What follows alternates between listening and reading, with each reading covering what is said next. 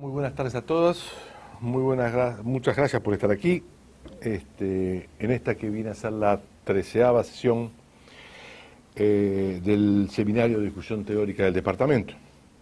En la tarde de hoy tenemos la grata presencia del profesor Aldo Mazzucchelli.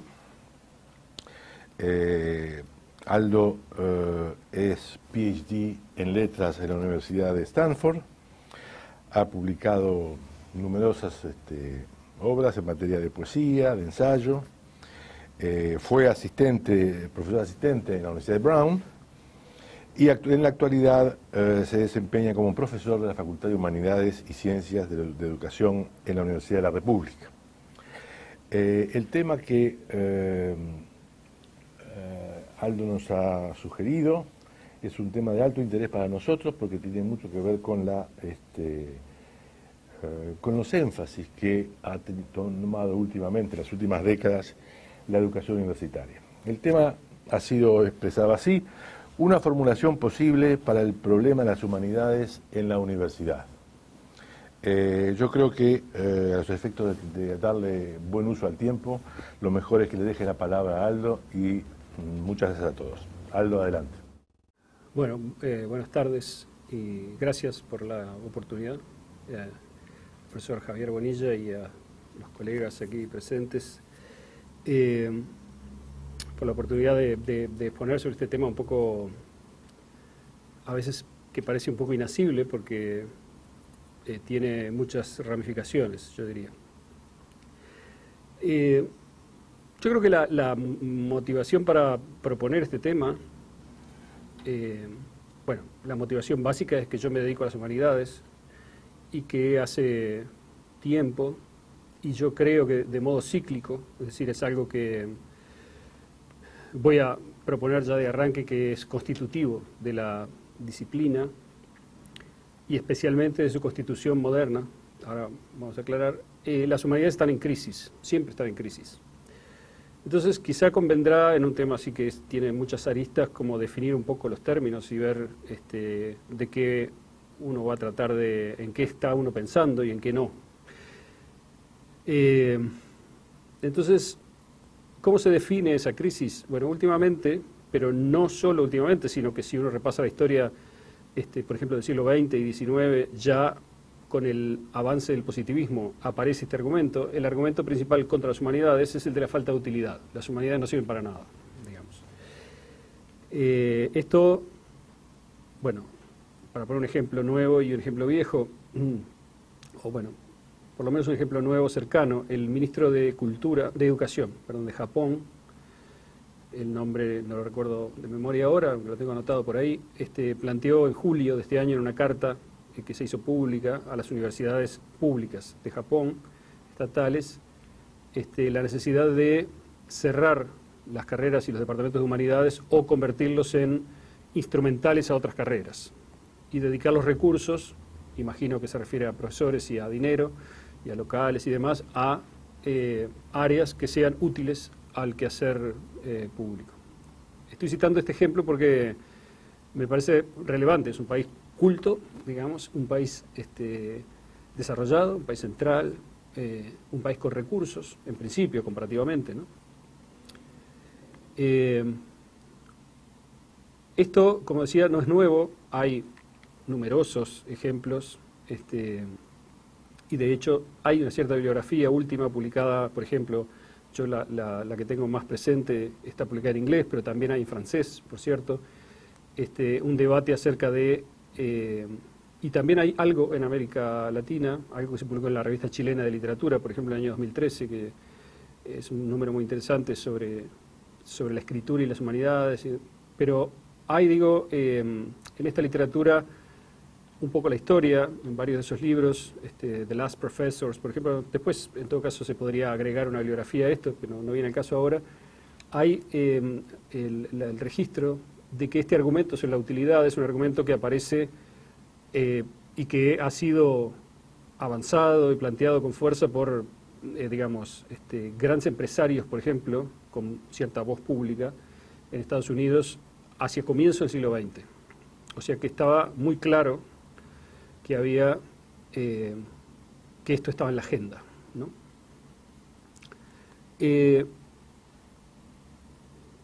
Cuando uno dice humanidades, además, segundo punto, en esto de definir los términos, o sea, tenemos una crisis por un lado. En segundo lugar, yo estoy pensando en las humanidades institucionales, por un lado, que no deben identificarse con la práctica de la filosofía, la historia y la literatura, porque la gente sigue haciendo, digamos, los historiadores o los escritores siguen haciendo historia, filosofía, publicando sus ensayos, sus libros, digamos, a veces con independencia, frecuentemente, yo diría con independencia de la universidad. Puede, para decirlo simple, no haber una carrera de letras, de filosofía, de historia, pero sí puede haber igual historia, filosofía y letras. Entonces, que de hecho, convengamos que hasta cierto punto, si bien siempre hubo un cultivo tradicional de estas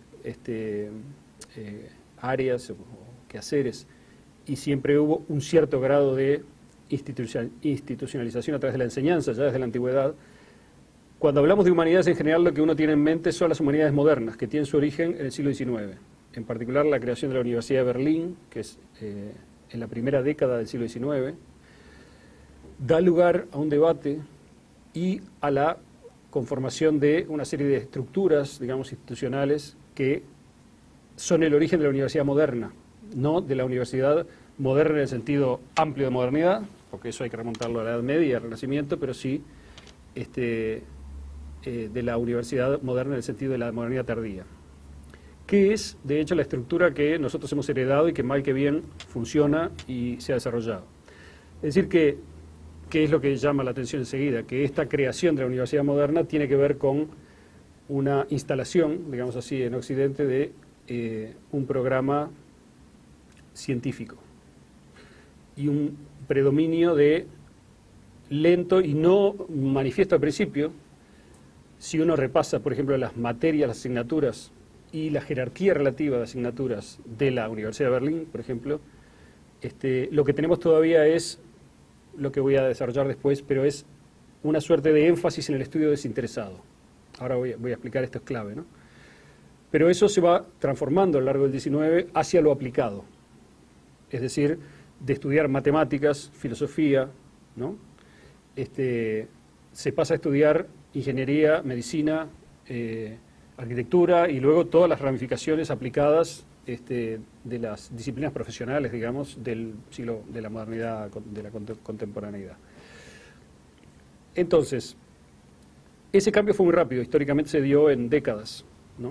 Es decir que el punto es, bueno, estas humanidades institucionales ya estaban en crisis en el momento que se abrieron prácticamente, en la medida en que estaban presionadas por algo. ¿Qué es ese algo?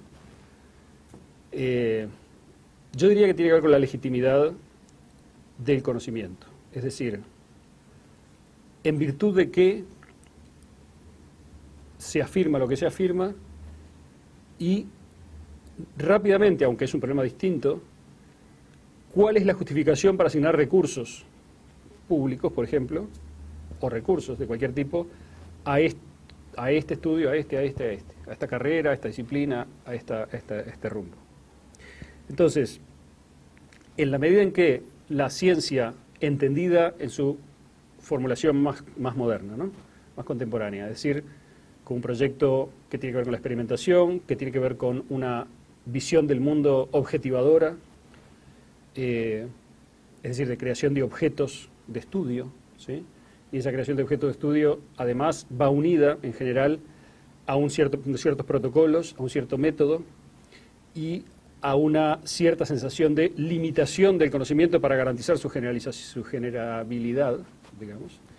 Todas estas tendencias, que son cooriginarias con la modernidad, vienen del Renacimiento también, ahora vamos a ver, presionan a las humanidades que no cumplen claramente con esta forma de funcionar, ¿no? Es decir, las humanidades no son científicas en el sentido en que la biología contemporánea o la física es científica, en ese sentido.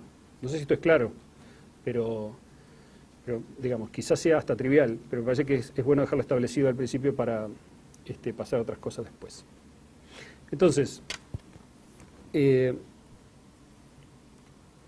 crisis por un lado, diferencia entre humanidades institucionales y no institucionales, si se quiere, por el otro. Yo estoy resumiendo las humanidades en las tres ramas clásicas, filosofía, letras e historia, Sabemos que hay otras disciplinas más contemporáneas, de fines del 19 y demás, que se definen como humanidades, aunque hay una polémica interna, ha habido con respecto a la antropología, por ejemplo, y demás, pero no importa. En todo caso, el campo sería ese, la división institucional no institucional es importante, y es importante hoy, porque uno puede, por ejemplo, no estoy diciendo que yo lo afirme, pero uno puede afirmar si hay un futuro para las humanidades, pero no para las humanidades institucionales. Por ejemplo, digamos, ¿no? Si uno puede decir, bueno, la red si provee espacios de contacto, de diálogo, de diseminación del conocimiento, en fin. Y la verdad es que no hace falta una institución que garantice eso, puesto que eso está en el aire, está en el éter.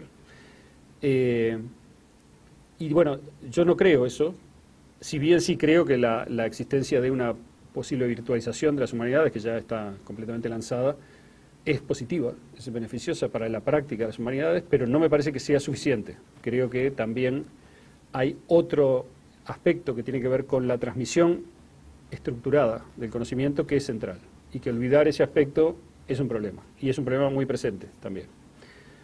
Y para decir algo rápido sobre esto, y sigo mi orden, ¿por qué es importante? Porque yo no creo que la estructura de los problemas, que es histórica, se dé espontáneamente. Es decir, no basta con que uno navegue, digamos, por la red para entender cómo es el problema de la justicia, el problema de la metáfora, el problema de... ¿Me explico? Uno no se encuentra con ese problema formulado si no participa de un proceso de integración, de aprendizaje, de práctica de esas dimensiones. Ese proceso se puede dar de muchas formas, se puede dar a distancia, se puede dar en presencia, se puede dar de manera mixta, se puede dar en grupos, de uno a uno, no importa, eso es secundario, pero sí tiene que haber una cierta transmisión, en el sentido fuerte, del conocimiento. Y no meramente un abrir la información, porque todo el mundo espontáneamente va a descubrir, digamos, el mundo, ¿no? Esto, de hecho, es más importante, creo yo, por lo menos, yo lo ubico como más importante de lo que parece. No es nada trivial, porque me parece que una buena parte de la ideología de cambio educativo global, digamos, que se está empujando, implícita o explícitamente, acepta esta idea. Y ahora después voy a dar algún ejemplo, si llego a tiempo, de esto, que es la idea de que, no me quiero extender en esto, pero la idea de que, por ejemplo, no hay temas fijos, que lo importante es aprender a aprender y los temas son secundarios. Yo creo que, digamos, que hay una crítica para hacerle a esta visión, pero eso ya veremos, ¿no? Pero no sé si se ve la conexión. Me parece que hay una conexión entonces que es central entre humanidades, que yo identifico fuertemente con un concepto que es el de desinterés, y ahora voy a explicar, porque generalmente no se entiende de primera qué quiere decir esto, porque tenemos una confusión en la lengua, digamos, ¿no? Con la palabra. Y digo, hay una conexión entre las humanidades y la educación, y el problema de la educación, como se suele decir habitualmente. Es decir, una parte del conflicto reside en ese asunto, que es ver qué debe ser educar y cuál es el rol que tienen las diferentes patas de la educación en esa mezcla, ¿no? Bueno, ahora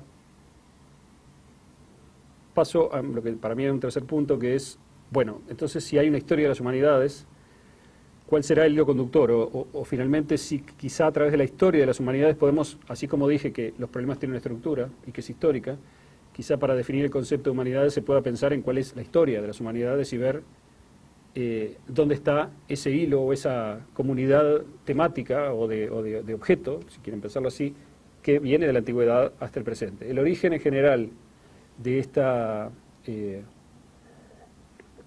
hay varios orígenes, y yo diría, para hacer una afirmación sintética rápida, todos aquellos lugares en donde la escritura se ha usado con una finalidad no inmediatamente instrumental, es origen de las humanidades. Esa es una fórmula, digamos, que me parece que se puede pensar y desarrollar. ¿Qué quiero decir? Voy a tomar el ejemplo de Grecia porque es primero el que más conozco, pero además el que nos atañe más directamente en términos de una tradición más o menos transatlántica, si bien todo esto está sujeto a mucho debate, pero sí hay una cierta continuidad. Digamos, hay una práctica del pensar que se define de una manera bastante fácil y clásica por contraposición a otra, la dialéctica por contraposición a la sofística o a la retórica, ¿sí? Esto, como ustedes saben, es el centro de uno de los centros de la discusión platónica, de Platón, ¿no? Es decir, lo que formula Platón en varios diálogos y de alguna manera en toda su obra escrita. Esta forma, este uso, esta práctica, le voy a llamar, del pensar, tiene algunas características peculiares que se continúan hasta el presente. Y yo diría que, si volvemos a la definición clásica, que es la definición de filosofía, finalmente, ¿no?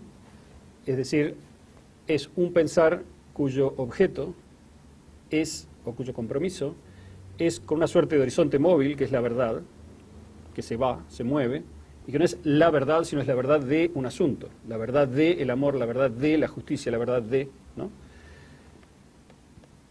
Vis-à-vis el uso instrumental del lenguaje, en particular del discurso, con fines persuasivos. Eso es la retórica, su definición clásica también. Es decir, yo en la retórica no estoy buscando la verdad, sino estoy buscando un efecto, convencer, lograr, por ejemplo, un objetivo político o educativo. Quiero persuadir a la gente de que determinada idea es verdadera o es deseable o es lo que sea. O quiero hacer muchas otras cosas que todos sabemos hacer con el lenguaje, ¿no? Elogiar, mandar invectivas, en fin, juntar votos. Inflamar a la gente para la batalla, las cosas clásicas de la comunicación. Las dos tradiciones están perfectamente vivas, ¿no? Las humanidades están, en mi opinión, fuertemente vinculadas, según yo las veo, si el núcleo duro de las humanidades está fuertemente vinculado con ese proyecto filosófico o que podríamos llamar dialéctico. Dialéctico en el sentido de los diálogos de Platón, ¿no? En los diálogos de Platón, como ustedes saben, lo que se hace es dramatizar discusiones, es decir, hay personajes que discuten sobre tópicos, y esa forma de representar el pensar es muy interesante como empresa. Es fundadora realmente, porque por un lado genera inmediatamente una sensación de que la verdad es plural, de que hay diferentes digamos, ángulos que convergen en un problema y ninguno de ellos agota el problema ni puede definirlo. De hecho, una cosa que se ha observado muchas veces es que no hay ninguna definición, ninguna solución en Platón. O por lo menos las soluciones siempre tienen algo de parcial, algo de abierto, digamos, ¿no? Una segunda, es decir, se llega en el diálogo frecuentemente a un punto en el cual interviene un personaje, a veces es Sócrates, a menudo, otras veces es otro, que sí encarna una suerte de punto de vista sintético, un punto de vista más, si se quiere, más abierto, más profundo sobre un asunto, pero ese punto de vista nunca es totalmente conclusivo, raramente lo es, y en cambio lo que hay es un procedimiento que va de aporía en aporía, es decir, aporía es ese momento del pensar en el cual el pensar se vuelve autocontradictorio y no tiene solución. Eso revela que se ha llegado a un lugar en la investigación de un asunto que está mostrando algo sobre la formulación del problema. Es decir, hay que volver atrás a la formulación del problema para ver si hay términos que no están bien definidos o si hay condiciones del asunto que no conocemos todavía, por lo tanto permite avanzar en el conocimiento de ese tranque, digamos, ¿no? de la aporía. Esa investigación del mundo, si quiere, o de la vida, de la existencia que ocurre en Platón, es completamente original. No hay un antecedente que nosotros conozcamos, y mucho menos, digamos, un antecedente escrito. Y de hecho, esto es otro elemento clave de las humanidades. Las humanidades tienen que ver con lo escrito. No tienen que ver con lo oral, en principio. ¿Por qué? Porque lo escrito amplía el campo de discusión de los asuntos a una dimensión histórica y desespacializada. Es decir, ya es la humanidad la que se puede ocupar del problema y no los que estamos en la pieza, ¿no? Con los medios luego de reproducción que se fueron generando, como los medios audiovisuales y demás, se da una suerte de ampliación de esta dinámica, pero que tampoco es equivalente a la de la escritura, porque hay una estabilidad de la escritura que genera una necesidad de formular los problemas de determinada manera, que es diferente de la oralidad. Pero eso nos llevaría lejos. En todo caso, quiero decir que la escritura es central para las humanidades, como proyecto. Entonces, ¿qué pasa con otro elemento que tiene que ver con este origen, si ustedes quieren, griego de el asunto. Bueno, al modelo platónico del diálogo se contrapone el modelo aristotélico del tratado. Platón no escribió tratados. ¿Qué es un tratado? Es algo así como una recopilación exhaustiva de toda la información disponible sobre un asunto y una discusión ordenada de todos los aspectos de ese asunto. Por ejemplo, Aristóteles escribió un tratado sobre la retórica. Se llama Retórica y tiene un comienzo, un medio y un final en donde se recaba y se organiza algo así como todo el conocimiento de la época, de una manera casi enciclopédica, sobre ese punto. Lo mismo la poética y lo mismo los tratados aristotélicos en general. Entonces, creo que es claro que hay una diferencia bastante grande entre la aproximación platónica y la aristotélica. En el caso de la aristotélica lo que hay es un afán de un conocimiento ordenado, ¿sí? Que se presenta como tal, bajo la forma de un conocimiento obtenido. En Platón lo que hay es más bien la forma de problemas que son interminables, se vuelve a generar el problema, ¿no? Se define en la agenda, bueno, el amor es un problema. ¿Qué es el amor? Digamos, ¿no? ¿Cuáles son los factores que intervienen? La atracción, el eros, el deseo, hay diferentes tipos de amor, está la amistad, está el amor erótico, ¿no? En fin, todo eso se va problematizando y ampliando la problematización hasta que se llega a una problematización general, no a una solución, digamos, ¿no? Tratadística del problema. Entonces, ¿cuál es el objetivo de estos hombres representados en los diálogos platónicos cuando se reúnen a tratar el tema del amor, por ejemplo? Probablemente uno diría, bueno, desde el punto de vista de su aplicación práctica, es desinteresado.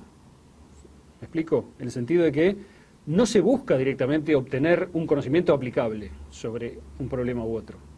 Lo que se busca es conocer el problema, que es otra cosa. O sea, ¿cuál es la utilidad? Es pensar, conocer más. La verdad, formulada en un sentido más tradicional, técnico. Pero entendiendo siempre, a diferencia y contra los sofistas, que la verdad no se alcanza, finalmente, sino que se crean condiciones para seguir investigando, desde un punto mejor, si se quiere. Más comprensivo, más complejo, ¿no? Más sabio también.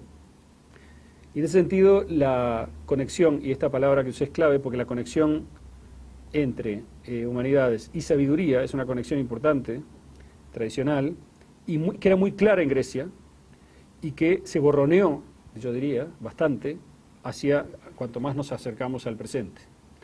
¿Por qué? Bueno, en la medida en que la noción de una sabiduría tiene, por un lado, tiene connotaciones morales y sobre todo religiosas, aunque sea indirectas, que todo el movimiento de las humanidades modernas, y acá estoy pensando del Renacimiento para acá, que es secularizador, trata de poner distancia con todo lo que sea una lectura religiosa del problema, ¿no? Entonces, la moral se vuelve, como en Kant, ¿verdad?, un tema de consideración filosófica, de discusión de las condiciones de un discurso moral, de una conducta moral, de una práctica, pero no una prescriptiva moral, ¿no?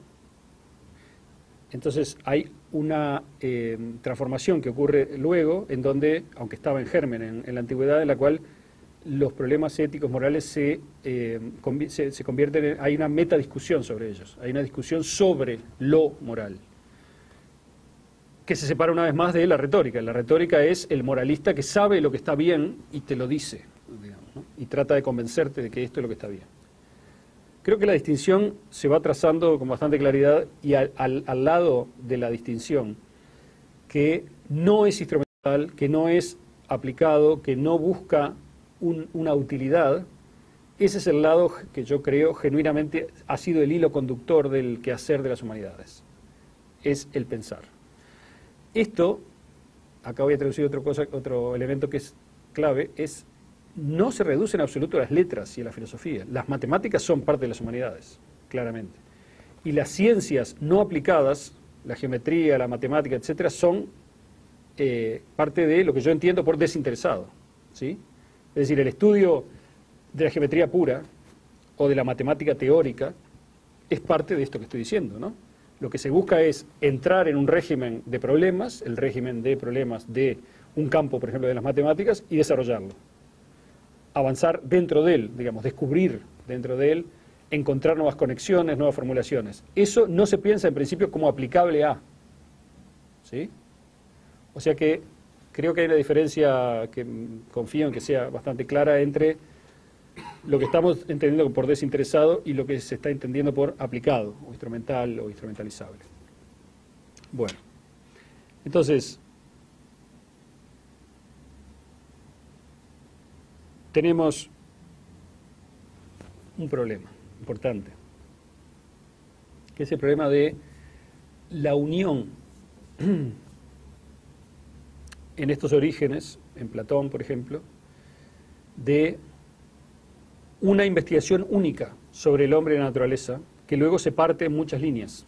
Hay una suerte de división del trabajo intelectual. Es decir, todos sabemos que de Pitágoras, de quien se sabe muy poco realmente, pero hay alusiones indirectas en otros autores y demás, se ha rescatado, se ha supuestamente heredado un programa de investigación del número. Esa investigación del número, en el sentido más puro y abstracto, tiene que ver con cómo se manifiesta el número como regularidad en la naturaleza y cuáles son las operaciones, vinculaciones que se pueden establecer una vez que uno entiende el número como medida. Entonces, famosamente la discusión sobre las cuerdas, por ejemplo, ¿no? en Pitágoras, ¿no? En donde determinados armónicos musicales tienen que ver con determinados largos regulares, la mitad, un cuarto, etcétera, de las cuerdas, un tercio y demás, tiene que ver con descubrir esa conexión, que parece mágica al principio, entre el número y el funcionamiento del mundo, ¿no? Esa, que no hay duda que es uno de los orígenes de la ciencia, ¿no? Y del pensamiento matemático, Platón la incorpora completamente en su programa, y en muchas zonas, en muchos momentos de la filosofía platónica hay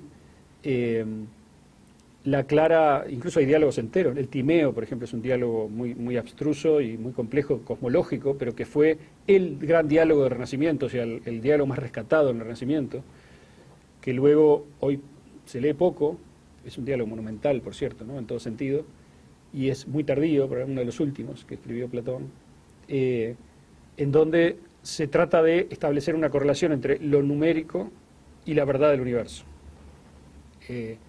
No ese es el proyecto de la ciencia, finalmente, moderno, es decir, en la medida en que se especializa y se separa de la filosofía y se empieza a desarrollar primero como matemática pura y luego como ciencia aplicada.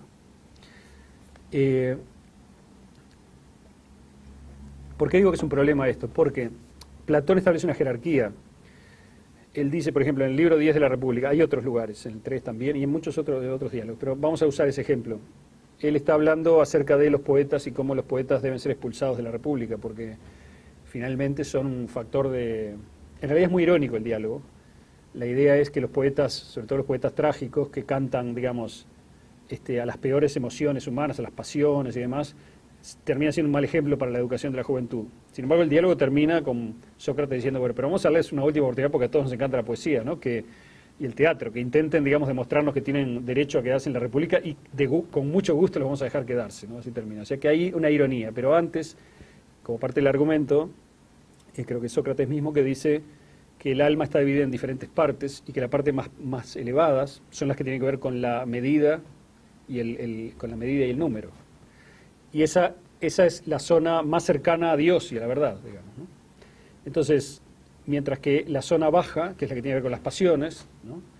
Debe estar guiada por esa zona. O sea que hay una cierta postura, digamos, que propende a el autocontrol, la limitación, el orden, el autoorden y demás. Esa semilla que pone al número arriba, como regularidad suprema y contacto más inmediato con los dioses, hace de Platón algo así como el primer cientifista también, en un punto. No es solamente el primer filósofo, sino también el primer científico o el primer adherente a una ideología que tiene algo de místico y de religioso, pero que pone al número en el centro del problema, y sobre todo a la cabeza del problema. Bueno, entonces, este conflicto, la parte del alma que tiende al número, es la más elevada, es una suerte de proyecto original de una semilla de matematización del conocimiento. Es importante saber, yo no lo sabía, por cierto, estuve estudiando hace poco, hay un autor fabuloso que se llama Jacob Klein, que yo no conocía, es un filósofo de la ciencia, de origen creo que polaco o alemán, que vivió en Estados Unidos mucho tiempo, un helenista, pero también filósofo de la ciencia. Y su libro clave se llama El origen del pensamiento matemático y geométrico en Grecia. No está traducido, está en inglés, pero es eso. Y una de las cosas que afirma Klein con mucha autoridad es que los griegos no conocían la noción abstracta de número. Es decir, número para los griegos era, por ejemplo, 2, ¿qué es esto, no? 2 cosas. Es decir, que la abstracción, el álgebra, aparece en el Renacimiento. ¿Qué quiere decir esto? Que coincide el avance o el cambio humano de separar el número de sus contrapartes físicas con el despegue vertiginoso del proyecto de la ciencia, ¿no? Ahora, esto genera digamos, una de las dos grandes líneas de avance de la modernidad que están desde ese día, digamos, en conflicto y que son las que empezamos la conversación hoy, ¿no? Es decir, es la parte que dice, ¿esto para qué sirve? Puesto que ha aprendido a entender que todo lo que sirve es lo que puede transformarse en cuantificable, instrumentalizable, verificable, ¿no? Entonces, desde este lugar, que fue primero solo una de las tendencias de la modernidad, que ahora vamos a explorarlo un poco más, pero que luego se transformó en la dadora única de legitimidad, yo diría, la ciencia, ¿verdad? Y yo diría, casi me atrevería a decir que es la tecnología, la dadora última de legitimidad últimamente, es decir, en la medida que la ciencia cada vez se vuelve una práctica más alejada de la vida, más esotérica, digamos, pero la tecnología está inundando todos nuestros espacios y su retórica es muy persuasiva, puesto que es la del funcionamiento, ¿no? O sea, si algo funciona, está bien. Si yo compro un teléfono, quiero que ande bien, si anda mal lo tiro, lo reclamo, ¿no?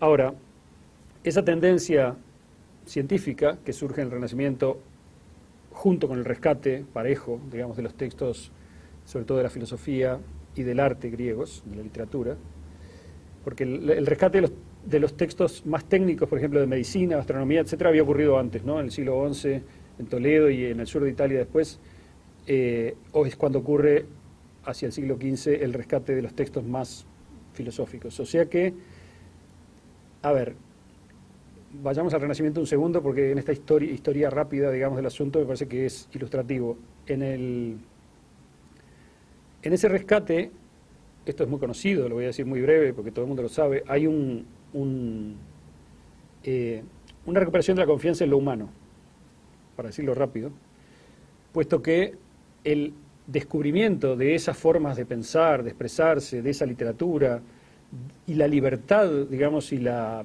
falta de aceptación de dogmas y la inteligencia que trasuntan los textos esos antiguos, griegos, fue un fortísimo, digamos, contrapeso al dogma de la religión, ¿no?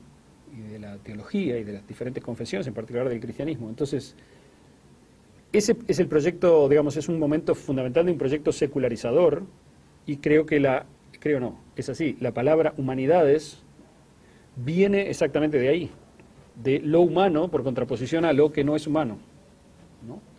Entonces, dos tendencias se lanzan en el Renacimiento. Una mira sobre todo hacia el pasado, está fascinada con la grandeza de los antiguos, trata de entenderlos y de recabar su sabiduría, tratar de estar a la altura. De hecho, tan fuerte es esto que, como ustedes saben, de los eruditos renacentistas, en algunos momentos hubo durante algún tiempo hubo una costumbre de, una práctica de traducir los textos de las lenguas vernáculas a los originales, digamos, antiguos, para estar a la altura lingüísticamente también, ¿no? del modelo. Entonces, esta tendencia, digo, mira hacia atrás y tiene mucho que ver con una suerte de hacerse heredero de un pasado grandioso. De ahí que la práctica, que es antigua, viene de Grecia, de la filología, es decir, el amor al texto, tiene un gran impulso y se convierte en constitutivo de lo que llamamos la disciplina literaria, ¿sí? De hecho, cuando se crea la Facultad de Berlín, la Universidad de Berlín, filología es una de las prácticas principales y en ese momento adopta un sentido histórico que ya vamos a ver que es un poco distinto del que tenía antes. Pero en todo caso, acá hay una apuesta al pasado como fuente de valor y de sabiduría y de fundamento también para el presente. La idea historicista, que después se va a confirmar y a completar con Hegel y demás a fines del 18, principios del 19, es algo que viene de acá también, la idea de que el pasado es la gran maestra, digamos, que enseña, ¿no? Que instruye y que revela además un tipo de estructura de los problemas que nos ayuda a entenderlos ahora al entender de dónde vienen, ¿no? Esa idea también es una idea que se consolida solo en el siglo XIX, ¿no? Fin del 18 y 19. Esa es una línea. La otra línea es tendida al futuro. No quiere saber nada ni con la tradición, ni con los dogmas, ni con los curas, ni con el pasado de ninguna manera, ni con la teología. Es la gran tradición experimental de Galileo, de Bacon, etcétera, que da lugar finalmente a la ciencia aplicada, ¿no? Es decir, empleando los mismos recursos, porque la fuente es la misma, ¿no? La ciencia antigua, la matemática antigua, además, con sus aportes, sobre todo árabes, ¿no? Que son muy importantes durante la Edad Media.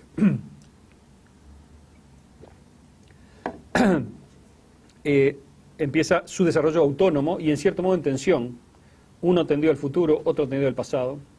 La otra vez estaba escuchando una conversación entre dos profesores de humanidades muy prestigiosos, sobre todo, bueno, uno de ellos muy conocido se llama Hayden White, que es un historiador que tiene una serie de libros muy importantes, teóricos sobre historia en la década del 90 y demás.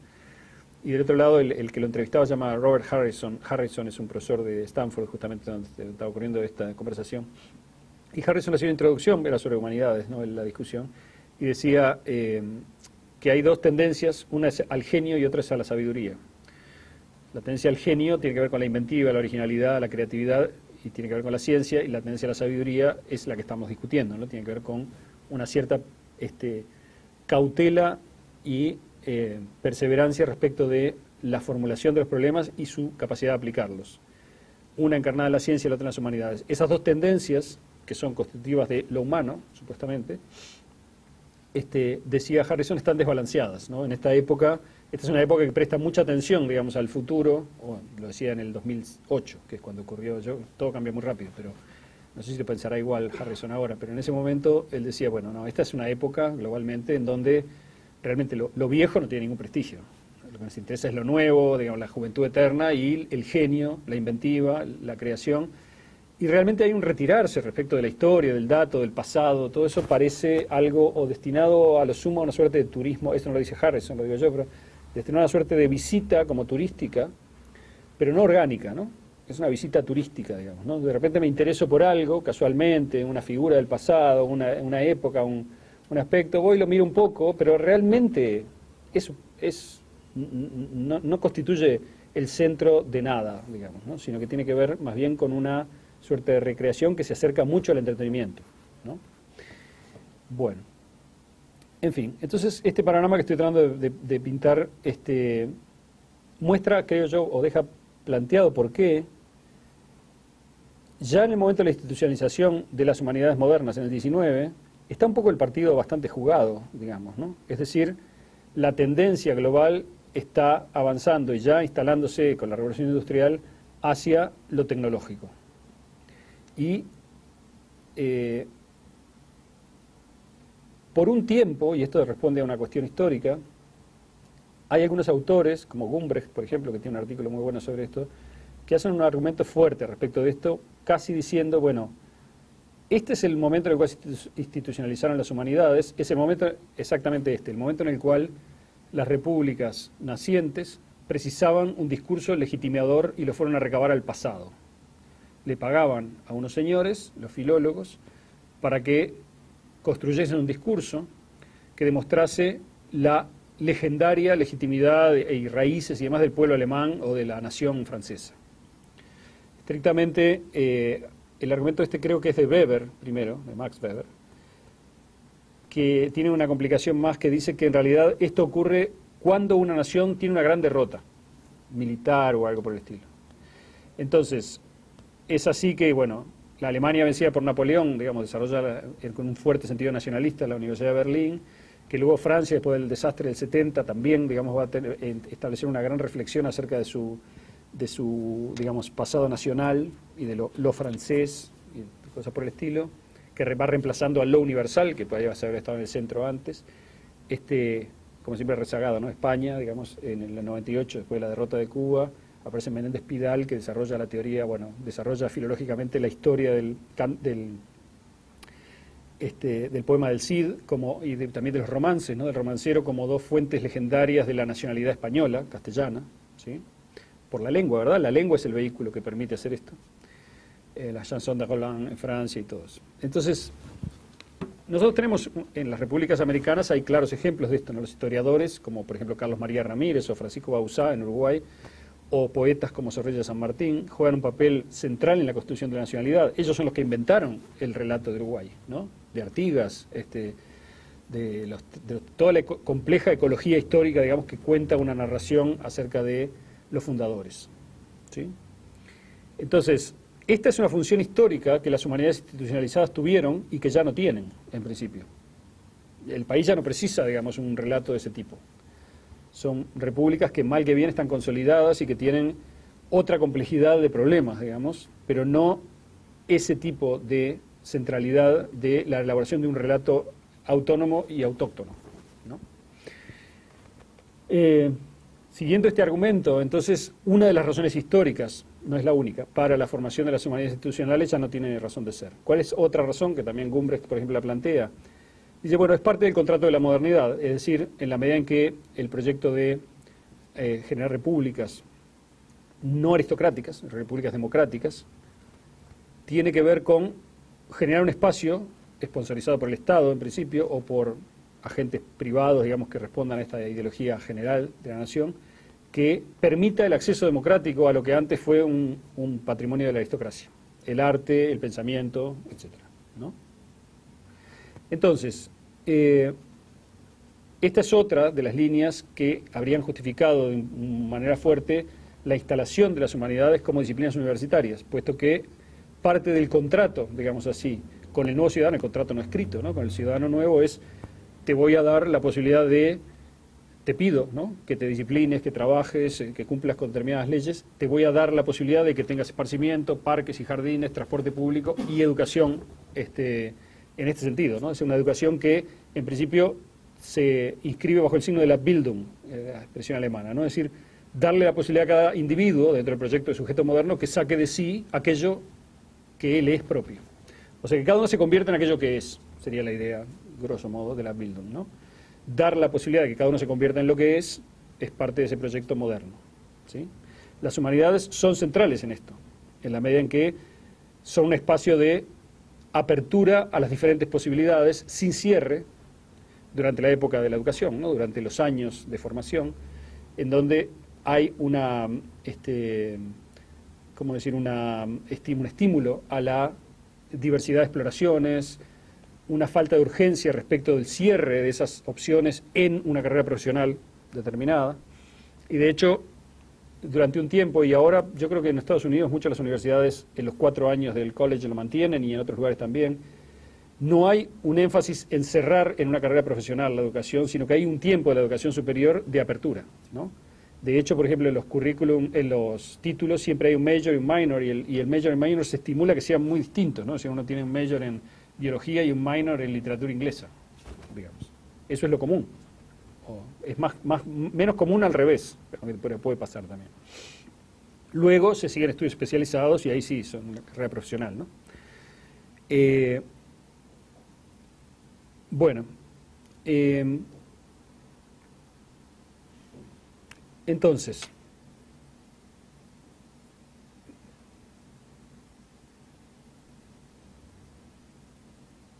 todo esto nos lleva a un problema que es más complejo que estos que mencioné, que son más históricos, que tiene que ver con, en realidad está tocado en lo que dije antes, pero tiene que ver con la instrumentalización, es decir, hay un texto de Heidegger que es muy importante en esto, que se llama La era de la imagen del mundo, y como toda esta, digamos, someter a crítica el proyecto moderno, o observar que, bueno, tiene una larga secuencia de autores, entre los cuales los más probablemente citados sean una saga que va de Kierkegaard a Schopenhauer, Nietzsche, y luego Heidegger, y luego probablemente Derrida, todas las bestias negras del liberalismo, digamos. Yo creo, sin embargo, voy a ser polémico acá con mi amigo Javier, que hay un punto muy fuerte en eso, y que es lo que explica que hayan tenido la repercusión que han tenido. Esa repercusión no la puede explicar ningún impulso meramente maligno, digamos, ¿no? Yo creo que hay una observación a la que es muy importante prestar atención, que tiene que ver con la viabilidad de el proyecto moderno en términos de su lugar, de su fuente de legitimidad. Ese es el punto, y esa legitimidad no puede reducirse a lo jurídico. Ese es el punto, yo diría, clave. Si bien acá me estoy saliendo un poquito del tema, pero no mucho, porque un proyecto de humanidades modernas, en el sentido, esto quizá lo ejemplifique lo que quiero decir con mucha claridad. ¿Podemos impulsar un proyecto de humanidades modernas basado en el proyecto de sujeto moderno, tal como lo he formulado? Digamos, no está mal eso, no está haciendo ruido, no está roto, no está teniendo problemas. Esa es la pregunta, digamos, ¿no? O sea, esta de hecho es una polémica vieja, ¿no? Hay una polémica de Derrida y Habermas que tiene 30 años, ¿no?, sobre este tema, o sobre temas conectados con este, pero mi punto es, muchos sentimos, digamos, contra nuestra voluntad probablemente, porque hemos nacido en un mundo, digamos, que prometió determinadas viabilidades para el proyecto del individuo, del sujeto, ¿no?, que ese proyecto está haciendo mucho ruido, que no está funcionando en muchos lugares, o que está siendo reemplazado por otro proyecto. En todo caso, o por otros, o por ninguno, quizá, ¿no? Entonces, esa es la gran pregunta que también tiene que ver con el futuro de las humanidades, porque, y acá voy quizá al punto que explica mejor la conexión, las humanidades han sido, desde su origen secularizado en el Renacimiento, el proyecto de un algo humano universal. Es decir, hay una esencia humana universal. Ahora, el problema es que ese proyecto fue lanzado en un contexto histórico determinado, que es el contexto europeo en particular. Es decir, fue lanzado desde el Renacimiento europeo, desde Italia y luego desde otros lugares, y tuvo diferentes capítulos, y cada uno de esos capítulos fue, en cierto modo, hegemonizado por una nación europea, ¿no? Puede ser Italia, Francia, Alemania, grosso modo, Inglaterra también. Y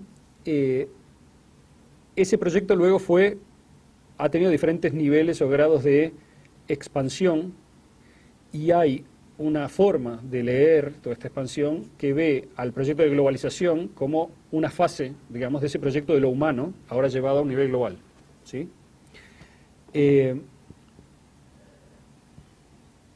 Bueno, ¿cuál es la crítica?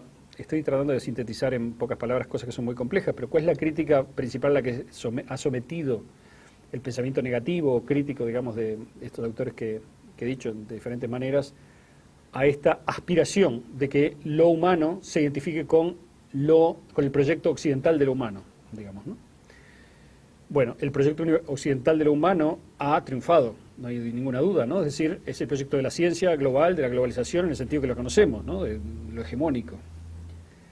Pero ese proyecto, al haber triunfado, también ha impuesto una determinada serie de lógicas que se apartan claramente del proyecto de lo desinteresado, tal como lo describí originalmente. Está a la vista, ¿no? O sea, el hecho de que haya una mayoría de gente que dicen, digamos, esto no sirve para nada, ¿no?, vamos a cerrar esto. Pensar, digamos. Hay también una forma de formulación de esto, es una suerte de optimismo digital, yo le llamaría, ¿no? Es decir, todo se va a arreglar, digamos, en la medida en que dejes libre a la gente con la ceibalita y con su contacto a Internet, y libre navegación y demás. Yo creo que no, me parece que no va a pasar eso, que no está pasando sobre todo, no sé si va a pasar en un futuro. Tampoco sé qué va a pasar, ni me animo a pensarlo, pero sí creo que desde el punto de vista de las humanidades como legado y como hacerse cargo de una herencia antigua, que es lo que uno trata de hacer en la medida en que hace esto, no se puede aceptar sin crítica que la humanidad está destinada, digamos, al entretenimiento 12 horas por día, a un trabajo virtual o a distancia, ¿no? Es decir, y sobre todo que no está destinada a destinar a la mitad de la humanidad a trabajo esclavo, digamos, para mantener ese estatus en otra zona del mundo. China es un problema gigantesco para el problema de las humanidades, ¿no? E India y el trabajo mal pago y en malas condiciones en África, en América Latina. Es decir, la humanidad como proyecto global está muy mal, si este es el proyecto, ¿no? Entonces, ¿cuál es la respuesta que se puede dar? Bueno, que en el futuro todo se va a arreglar. Esa es la respuesta, ¿no? Puede ser, porque quiero ser optimista, digamos, pero me parece un poco dejar de lado la formulación de un problema, ¿no?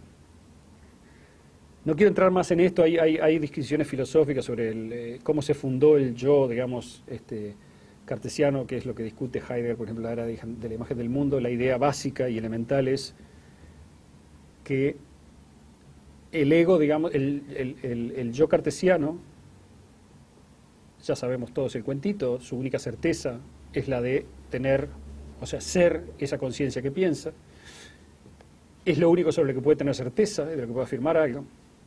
Pero entonces, para asegurar su existencia frente a la cambiante, digamos, naturaleza del todo externo, lo que tiene que hacer es asegurar un conocimiento que le asegure a sí mismo que su pensar es seguro. Ese conocimiento es el proyecto científico, grosso modo, ¿no? El proyecto objetivista. Es decir, yo puedo objetivar, es decir, crear objetos determinados y asegurarme de algunos rasgos de esos objetos que, en cuanto esos objetos lo cumplen, me aseguran a mí la certeza de mi pensar y de mi ser. Entonces, en la medida en que ese cogito se vuelve algo seguro, digamos, es el yo lo que se asegura al objetivar el mundo. Esto quiere decir que el mundo solo es representación. Esa es la idea.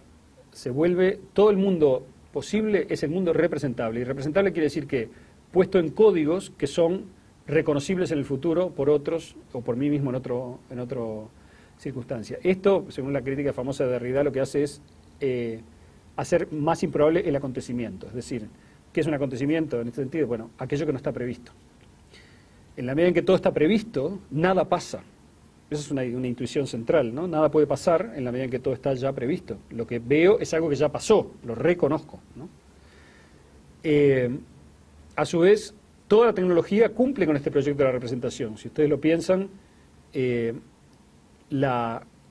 re de la representación tiene que ver con una iteración, con una reproducibilidad. Está el famoso ensayo de Benjamin, ¿no?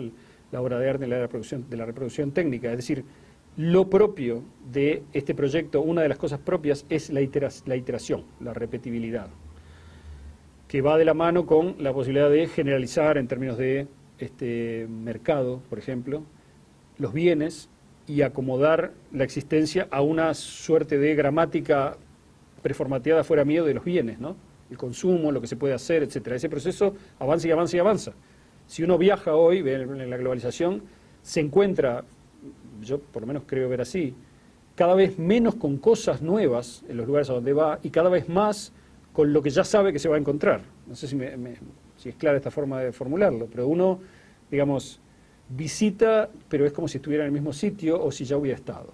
Hay una suerte de civilización de lo que se reproduce, de la reproducción de lo igual, que no solamente atañe a los objetos, sino que atañe también a las ideas. Y uno se encuentra con las mismas memes, digamos, reproducidos y que aparecen en todas partes. Todas estas cosas van, de alguna manera, acotando el espacio del pensar. Es decir, el pensar sería esa facultad humana que permanece apegada al acontecimiento, a lo que está pasando realmente por única vez. Ver lo nuevo, en ese sentido, y no meramente reconocer en una rutina lo que ya vi, ¿no? Pensar lo particular y no subsumir cada cosa que pasa en un general que ya tengo, en un concepto que ya conozco, ¿sí? Digamos, pensar lo particular, que esta es una frase de creo que Samuel Weber, que es un académico que tiene un artículo que creo que es muy bueno sobre las humanidades del 2000, que se llama El futuro de las humanidades experimentando. Bueno, hay toda una fundamentación para por qué se llama así, pero no importa. Ahora, ¿cuáles son? Y termino con esto. Yo dije que había una conexión entre las humanidades y la educación, y los problemas de la educación.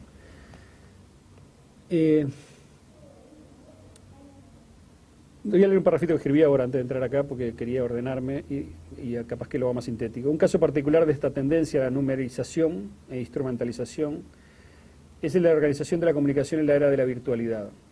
Data como herramienta para toma de decisiones con fruto financiero. Todo es información, o con fruto financiero o con fruto aplicable, ¿no? Puede ser de gestión, por ejemplo, político, administrativo, ¿no? Es decir, la era de la estadística, que ha crecido en la era de la data, en el sentido que usamos la palabra, ¿no? De tener inmensas masas de conducta, digamos, en Internet para predecir, tomar decisiones de tipo, digamos, administrativo o de mercado o lo que sea. ¿Por qué me concentro en esta idea de data? Porque acentúa de una manera muy, muy intensa el carácter de que la información es cantidad, ¿no? Es decir, lo que me interesa no son los casos, sino qué puedo sacar en común de todos los casos para tomar una decisión que va a quedar inscripta siempre en ese nivel de la generalidad. Es decir, yo no tomo una decisión para Juan o Pedro, sino para un ciudadano o para un sujeto azaroso, que no sé si es Juan o Pedro, pero que sé qué número va a caer en tal número dentro de mi decisión, ¿no?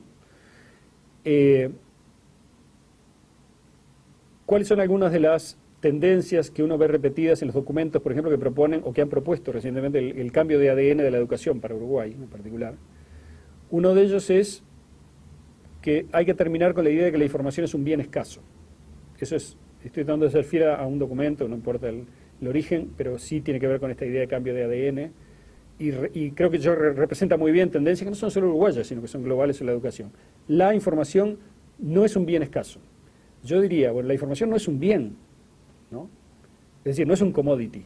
Yo entiendo que se puede pensar la información como un commodity, pero la información son secuencias ordenadas, teleológicas, tienen una finalidad, alguien las pensó y alguien las lanzó al ruedo de la comunicación, y por lo tanto mi aproximación a ellas no puede ser al bulto, sino que tiene que ser a la historia, es decir, a la cualidad de cada secuencia de información, entender qué se quiso decir, de dónde viene y para qué, ¿no?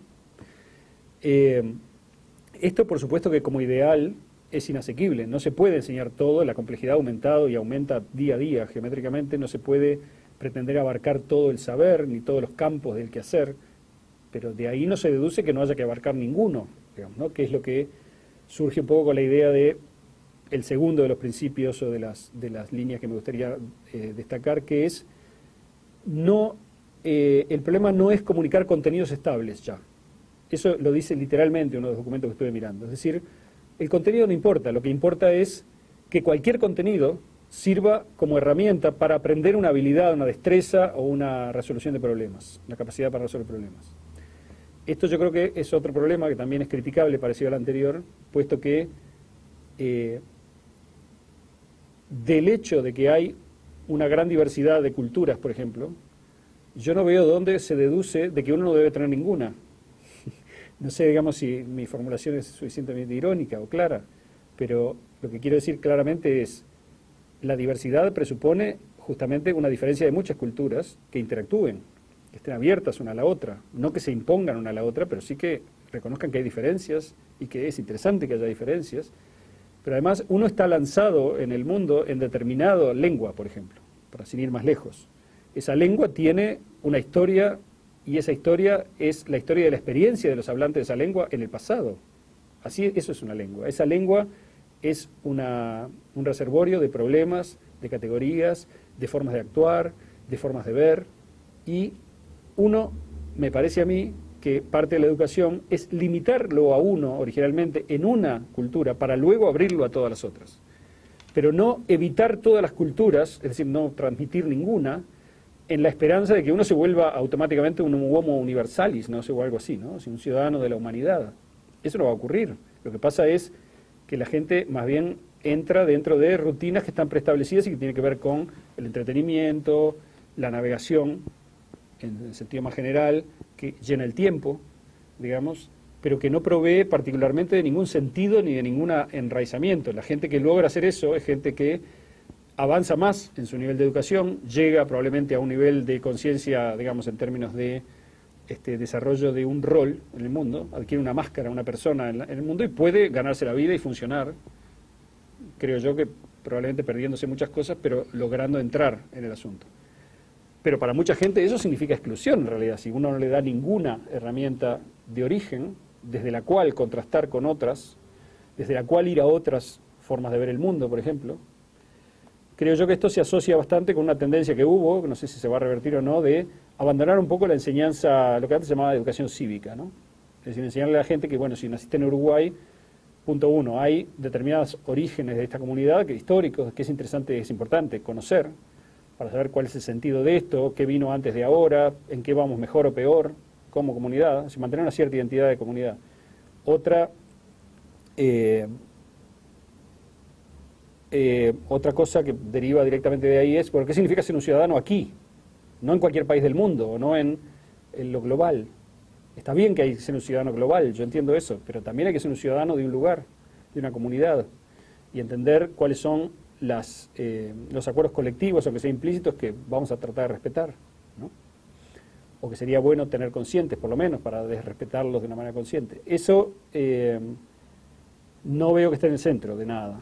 Una tercera cosa es el énfasis en las destrezas y el resolver problemas. Yo no sé si se ve enseguida esto, pero la idea de que todo es resolver problemas genera un tipo de estar en el mundo que es medio de videogame, ¿no? Tiene algo de, se me aparece el monstruo y lo mato, ¿no? Y luego se me aparece otra cosa, o tengo que resolver, es táctico. O sea, yo tengo que resolver cosas continuamente, pero el marco en el cual se me plantea que resuelva cosas no está en discusión, ¿no? O sea que no hay una entrada crítica en sistemas más anchos, sino que hay una entrada, yo diría, táctica de resolución de problemas en sistemas que se presentan cerrados como tales. El mundo es así, ¿no? Tu tema es entender que el mundo es así y entrar de manera hábil en ese mundo y navegarlo. No pensar por qué es así, por ejemplo, ¿no? Y si tiene que seguir siendo así. Acá no estoy planteando la revolución, digamos, mundial. Estoy planteando un nivel de conciencia que no se limite al marco que ya está dado, ¿no? En el ámbito que sea. Otra tendencia es a no evaluar, es decir, o mejor dicho, a suplantar la evaluación en el sentido, digamos, tradicional por algo así como una suerte de tareas de darse ánimo colectivamente, ¿no? Incluso este documento decía en la conciencia de que todos podemos aprender. Bueno, todos podemos aprender, sin duda, y yo creo que justamente la ideología del aprender a aprender, que aparece tanto, que hace tanto tiempo ya que viene apareciendo, es un poco ambigua, porque si hay que aprender a aprender, entonces quiere decir que no sé aprender. Pero si no sé aprender, ¿cómo voy a aprender, no? Quiero decir, yo creo que aprender es algo que todo el mundo sabe, viene el ADN del ser humano y es lo constitutivo, una de las cosas constitutivas del hombre, saber aprender. Por lo tanto, la idea de que hay que enseñarle a aprender a la gente, yo no creo que sea el centro, me parece que el centro es enseñarle algo, no enseñarle a aprender. Ese saber algo te puede llevar luego a cuestionarlo, a abandonarlo, a ir en contra, a aprender otra cosa encima de esa, en fin, todas las cosas que todo el mundo conoce y que de alguna manera se están abandonando en parte por la presión a obtener resultados en la educación, a eliminar la deserción y a obtener números en términos sobre todo de permanencia en el sistema y demás que sean mejores de los que tenemos.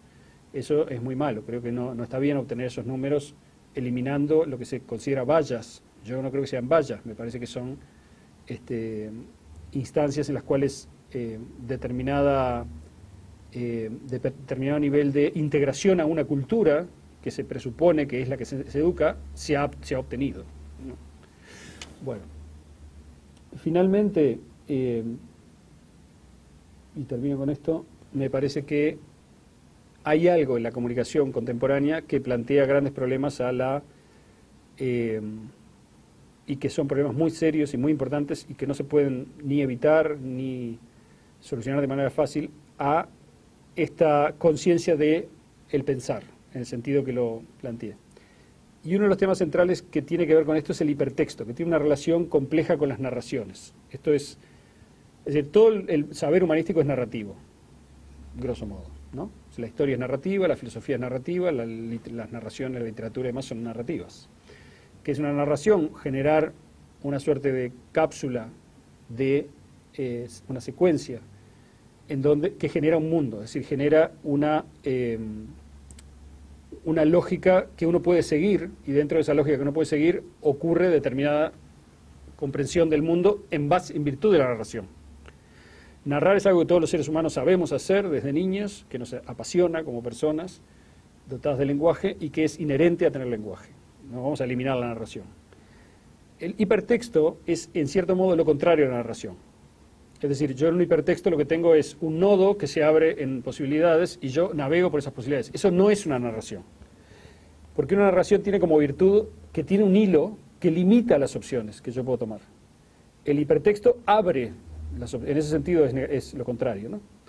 Ahora, si yo arrojo a alguien a navegar en la red sin estructuras de saber históricas o de conocimiento, estructuras de los problemas, no tengo por qué esperar que vaya a descubrir ningún problema, digamos. Lo que más bien espero que pase es que se entretenga en el mejor de los casos o que se aburra en el peor, ¿no?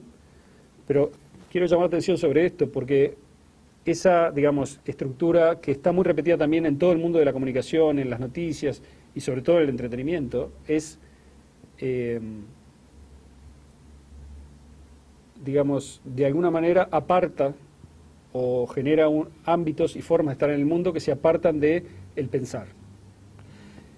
Y lo último, las humanidades no son, en mi opinión, porque este es el argumento que más se hace, ¿no? Salven a las humanidades que son el modo de aprender el pensamiento crítico.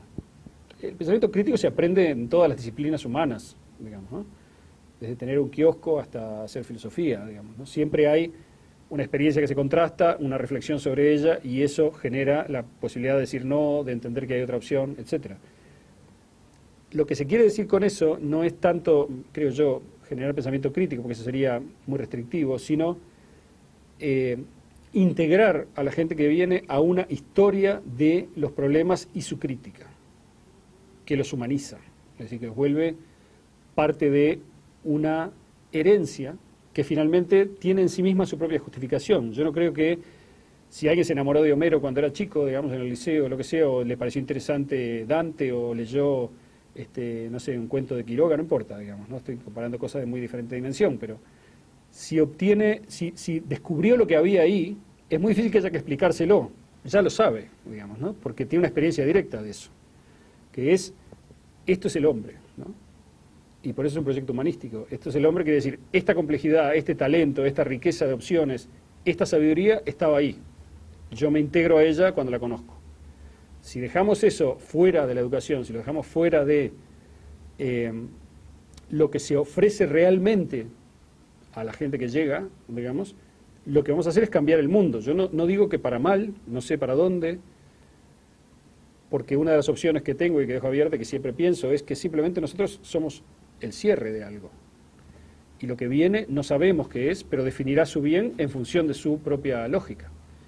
Es decir, estaríamos en una época algo así como de picado fino, estamos disolviendo todo, disolviendo las series anteriores, disolviendo la historia de los problemas, disolviendo los problemas mismos y generando una suerte de apertura absoluta a algo que no sabemos qué es todavía porque no se estructuró, está en vías de estructurarse. Eso es muy posible que ocurra, creo yo que hay señales de que eso es lo que está ocurriendo, y quizá lo que haya finalmente sea una suerte de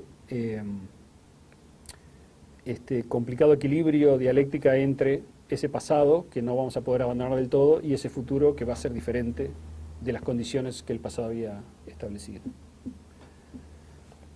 Bueno, muchas gracias.